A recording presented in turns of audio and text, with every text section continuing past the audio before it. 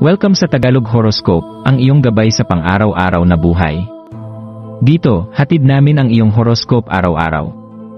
Alamin kung ano ang naghihintay para sa iyo sa pag-ibig, trabaho, kalusugan, at swerte. Samahan kami para mas maunawaan mo ang mensahe ng universo para sa iyong araw.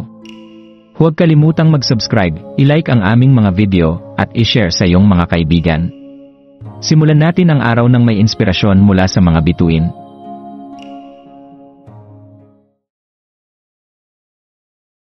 Narito ang iyong pang-araw-araw na horoscope para sa Cancer ngayong Enero 19, 2025. Ngayong araw, habang ang buwan ay nasa ilalim ng pesona ng Libra, maaaring maramdaman mo ang isang uri ng panaginip na bumabalot sa iyong mga iniisip at kilos.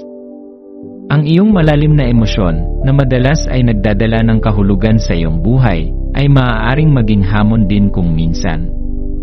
Yakapin ang mas banayad na enerhiyang ito at hayaan itong magbigay linaw sa iyong landas kaysa malunod sa labis na pag-aanalisa. Ang pagiging sensitibo sa sarili mong damdamin ay hindi kahinaan. Sa halip, ito ay isa sa iyong pinakamalalakas na katangian. Sa pamamagitan ng pagtanggap sa mga damdaming ito, maaari mong mas maunawaan ang iyong sarili at ang iyong relasyon sa iba. Maglaan ng oras upang kilalanin kung paano naapektuhan ng iyong emosyon ang iyong desisyon at kumilos mula sa mas balanseng pananaw. Ika-negatibo 21 na Lunar Day. Sa ilalim ng impluensya ng ika-negatibo 21 na Lunar Day, may pagkakataong gumawa ng hakbang patungo sa iyong mga pangarap. Ito ang araw upang muling suriin kung ano ang tunay na mahalaga para sa iyo, lalo na sa aspeto ng iyong emosyonal na koneksyon sa iyong mga layunin. Hayaan ang balanse na dala ng Libra na magbigay inspirasyon sa iyo upang mahanap ang harmonya sa loob ng iyong sarili habang sumusulong ka sa pagkamit ng iyong mga hangarin. Ang araw na ito ay nagbibigay ng pagkakataong makita ang mga bagay sa bagong liwanag. Sa halip na magmadali, bigyan ng oras ang iyong sarili na magmuni-muni kung ang iyong ginagawa ay tumutugma sa iyong pinapahalagahan. Sa ganitong paraan, mas magiging matatag at mas makabuluhan ang bawat hakbang mo patungo sa iyong pangarap. Pagpapahayag ng sarili. Ang araw na ito ay perpekto para ipahayag ang iyong damdamin sa malikhaing paraan, kaya hayaang maglakbay ang iyong imahinasyon.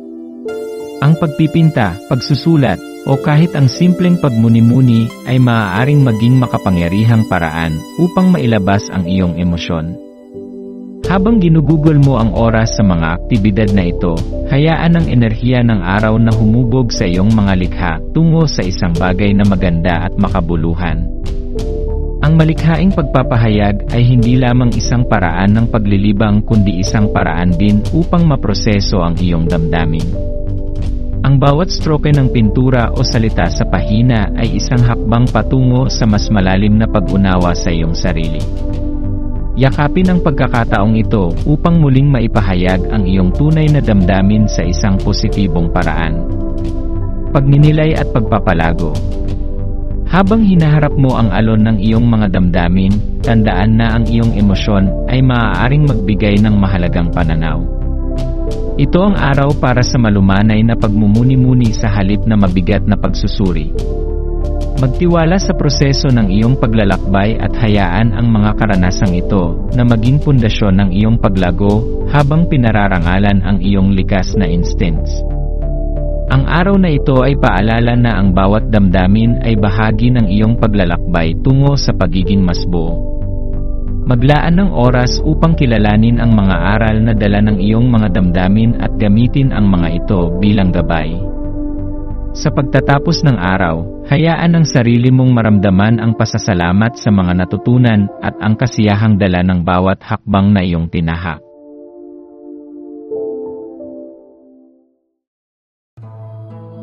Maraming salamat sa panonood ng iyong horoscope ngayon araw. Naway gabayan ka ng mga bituin sa iyong landas. Huwag kalimutang mag-like, share, at subscribe para sa iba pang cosmic na kaalaman.